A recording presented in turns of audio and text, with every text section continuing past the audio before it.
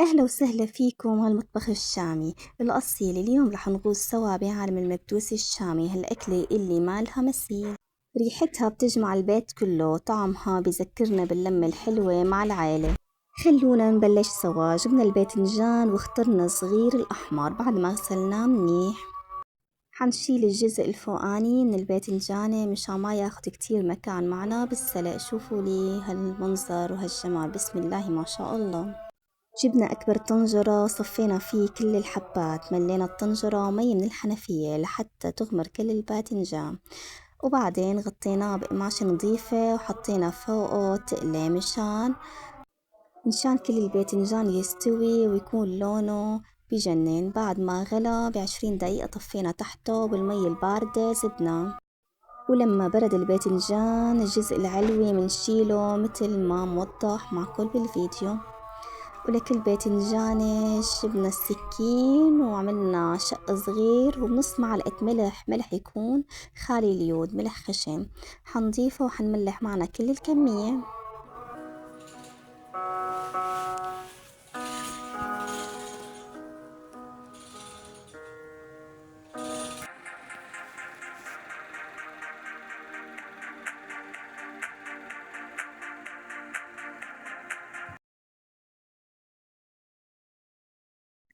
هون جبنا معنا قفص أو مصفى، حنصف الباذنجان متل ما موضح معكم فوق بعض بقماشة نظيفة غطيناه، وبالتقلة تقلنا حنتقله على مراحل مشان ما ينهرس معنا.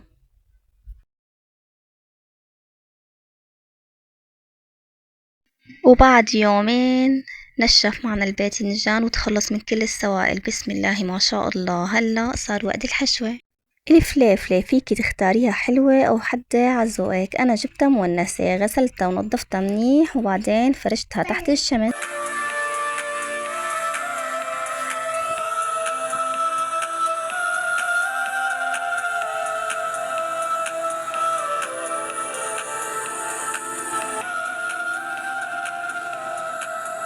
وبس دبلت معنا أخدتها عالطاحون وطحنتها ناعم ورجعتها كم ساعة تانية تحت الشمس لتصير جاهزة. ولا تنسوا بهالمرحلة لازم يكون معكم فنجان قهوة، لأنه الشغلة بدها صبر ورواق.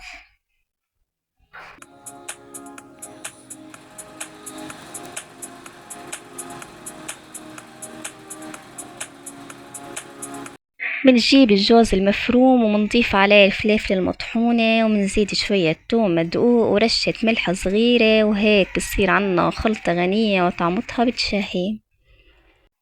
بنفتح كل حبة باذنجان عالشق الصغير وبنعبيها بالخلطة، وبنستعمل ايدينا لنحس بهالنكهة ونوزعها مظبوط.